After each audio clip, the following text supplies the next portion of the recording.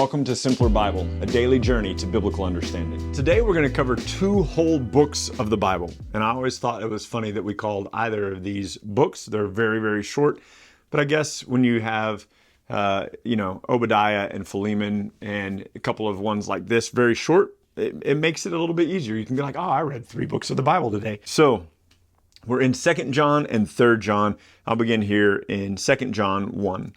The elder, that's him referencing himself, to the elect lady, no idea who that is, and her children, whom I love in truth, and not only I, but also all who know the truth, because of the truth that abides in us and will be with us forever. Grace, mercy, and peace will be with us from God the Father and from Jesus Christ, the Father's Son, in truth and love.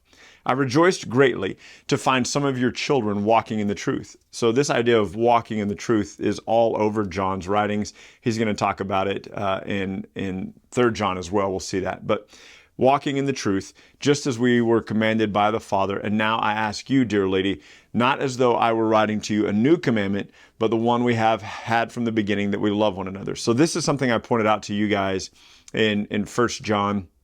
And so we saw this in 1 John, we see this in John 15, John 13, this idea of what does it mean? What's the commandment? Back in John 13, Jesus said, a new commandment I give you, by this all men will know that you're my disciples, that you love one another. And then in 1 John, we saw that John said, look, if you love the Father, you'll keep his commandments. And then 2 chapters later, he says, this is what it is to keep his commandments, that you love one another. And here again, John is emphasizing this. So this is something that John emphasized in the gospel, in 1 John, 2 John, and will again in 3 John, the love of the brethren.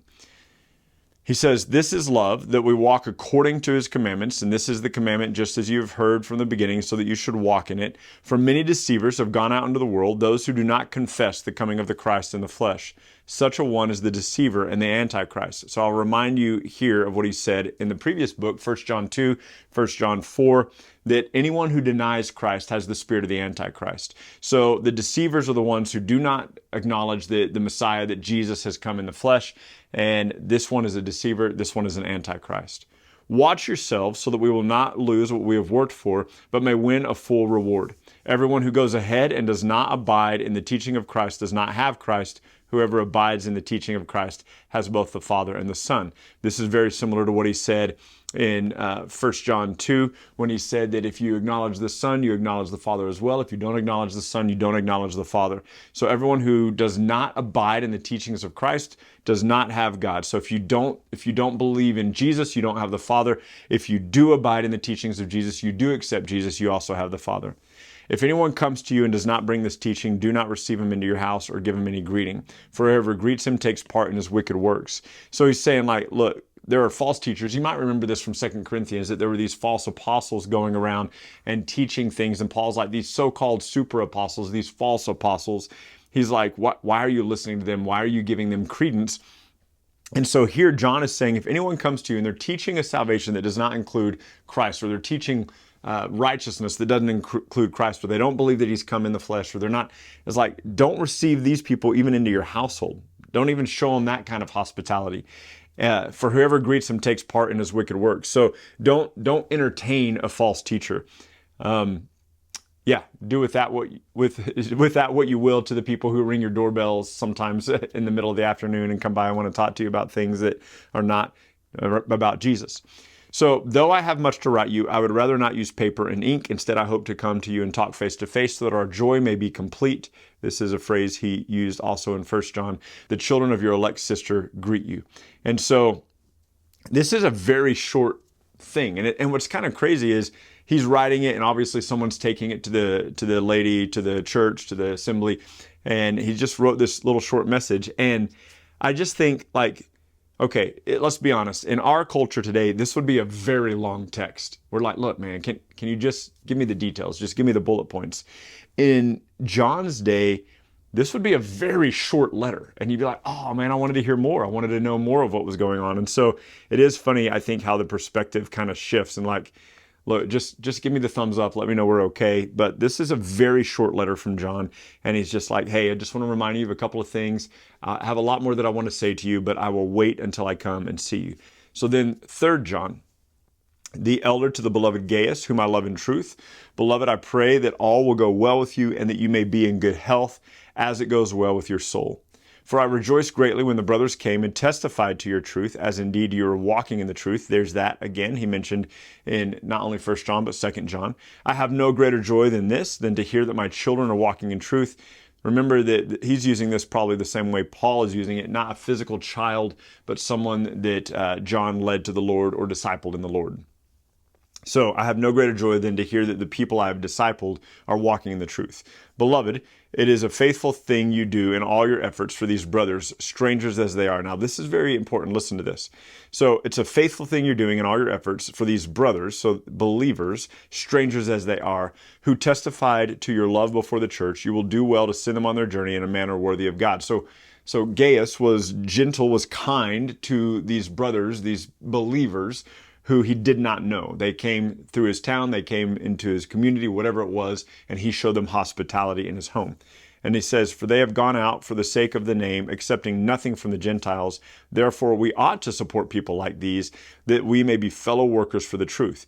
I have written something to the church, but Diotrephes, who likes to put himself first, does not acknowledge our authority. So if I come, I will bring up what he is doing, talking wicked nonsense against us. And not content with that, he refuses to welcome the brothers and also stops those who want to and puts them out of the church. So see what's going on here. So Gaius, who's walking according to the truth, who is welcoming these brothers that are coming through the community. We don't know where this is. We don't know what town this is in. But there are brothers who are traveling for the sake of the gospel and ministering to the truth of Jesus. And Gaius is like, hey, look, you can stay at my place. I'll take care of your needs. I'll serve you. I'll make sure you have everything you need while you're here. And John says in verse 8, he goes, this is how we should behave. It's us joining them in their work. We're fellow workers with them when we support them in this way and care for them in this way. He says, I have written something to the church, to the assembly that meets there, though. And Diotrephes, so this guy puts himself first and doesn't acknowledge the authority of the apostles.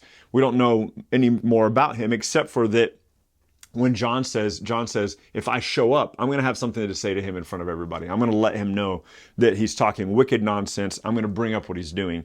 And he says that he refuses to welcome the brothers. So he not only doesn't accept the authority of the apostles, he refuses to welcome the brothers of Christ who are traveling through the community.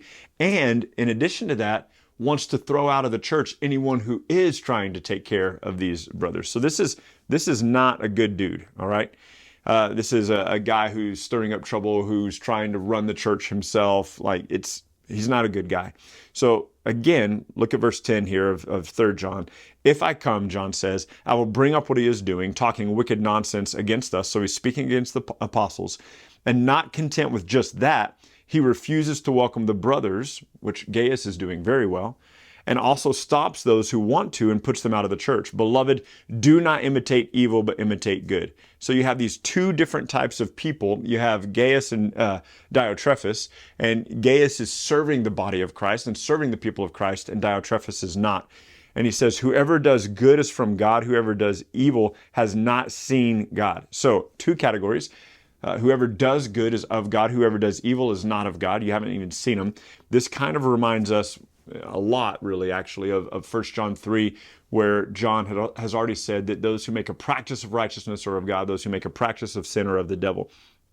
So he's calling out this guy. He says, Demetrius has received a good testimony from everyone. Different guy, same D, but don't confuse it with the guy we mentioned a minute ago. Demetrius has received a good testimony from everyone and from the truth itself. We also add our testimony, and you know that our testimony is true. I had much to write about you, but I would rather not write it with pen and ink. I hope to see you soon, and we'll talk face to face. Peace be to you. The friends greet you. Greet the friends, every one of them. So another very short letter of John to a particular friend of his, where he's just giving them some encouragement.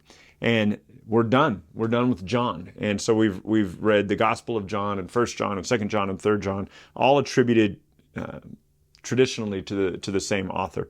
And so just what do we take from this? We take a couple of things. That those who deny Christ deny the Father. That was in the first letter. And in the second letter, serve the brethren. And those who aren't serving the brethren are not of God. And so those are kind of just some key takeaways that we can take from both of those very short letters. Tomorrow we'll be in Jude. It's only one chapter long as well. And so go ahead if you're reading ahead and read Jude, and we'll see you tomorrow. Thank you so much for journeying with us today at Simpler Bible through another section of Scripture where we come to know and understand God a little bit better. Look, if you're brand new to Simpler Bible, we have all sorts of resources available for you. Go to our website, simplerbible.com, and there you can find these videos, you can find our podcast, you can find links to our social media, and you can even find a blog post with additional scriptures if you want to go into a little bit more study than we had time to cover in this podcast and video today. We hope that this tool will be exactly that for you, a tool. Not something that replaces your daily walk with God, but something that enhances your daily walk with God and helps you to know and enjoy Him more. Thank you so much for being part of this, and we'll see you again tomorrow.